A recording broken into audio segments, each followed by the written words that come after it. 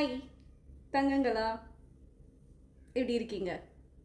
ரொம்ப நாளைக்கு அப்புறங்க எனக்கே ரொம்ப ஹாப்பியாக இருக்குங்க.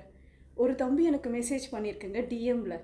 அதை படித்தோடனே சீரியஸாக என் தங்கமே, உன்னை நான் என்னுடைய தம்பியாகவே நினச்சி எனக்கு தெரிஞ்ச விஷயத்த உங்ககிட்ட நான் சொல்கிறேன். இதுக்கு ரிலேட்டபிளாக யார் யாரெல்லாம் இருக்கீங்களோ நீங்களும் கேட்டுக்கோங்க. அதாவது அந்த தம்பி என்ன தெரியுமா எனக்கு டிஎம்மில் கேட்டிருக்கு, அக்கா I like you so much, எனக்கு கொஞ்சம் சொல்லுங்கள். நான் ஒரு பொண்ணை டீப்பாக லவ் பண்ணுறேன், கேர் பண்ணுறேன் 2 இயர்ஸ், ஆனால் அவள் என்ன ரிஜெக்ட் பண்ணிட்டான். ஐ ஃபீல் லோன்லி அக்கா அப்படின்னு அழறாரு. இதுக்கு ஏன்னா நீ அழற? உனக்கு இதெல்லாம் சரிப்பட்டு வராதுடா. பொறுமையாக கேள்றா. தங்கமே, நீ லவ் பண்ணுற பொண்ணு உங்ககிட்ட உன் கேர் எதிர்பார்க்கல, புரிஞ்சுதா? உன் நல்ல மனசை எதிர்பார்க்கல, புரிஞ்சுக்கோ. அப்போ உனக்கு புரிஞ்சிருக்கும்.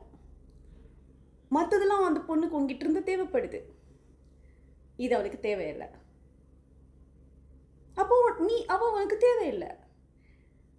உனக்கு அழகான மனசு இருக்குடா தங்கம், படித்த எனக்கே அது புரியுது. இது மாதிரி தான் சில பேர் தன்னை தேடி வர உண்மையான அன்பை ஐயோ நச்சு நச்சுன்னு ஃபோன் பண்ணுறான், அதை கேட்குறா, இது அதில் உன்னுடைய அன்பு எவ்வளோ இருக்குன்னு என்னால் புரிஞ்சிக்க முடியுது. சில பேருக்கு புரியாமல் போயிடுது. அது ஒரு தொல்லையாக நினைக்கிறாங்க, ஃபோன் பண்ணுறதையோ பேசுகிறதையோ. தங்கமே, உனக்கு ஒன்று தெரியுமா?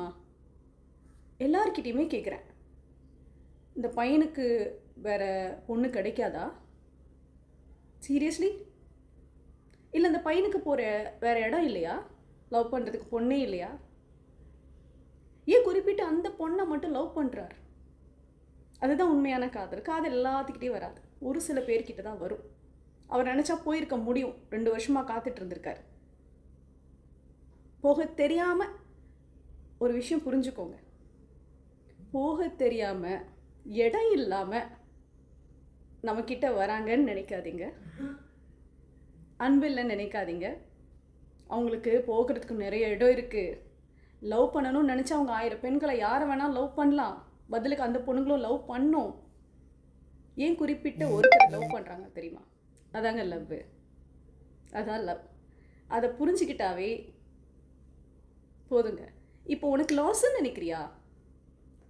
நீ லவ் பண்ணல, அந்த பொண்ணுக்கு தான் லாஸ். அவள் டைமண்டை விட்டுட்டா. தங்கம், உனக்கு நான் இருக்கே.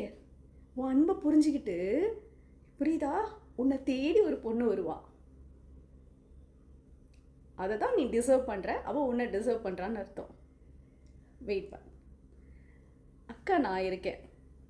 எனக்கு தெரிஞ்சதை நான் உங்ககிட்ட சொல்லிட்டேன்.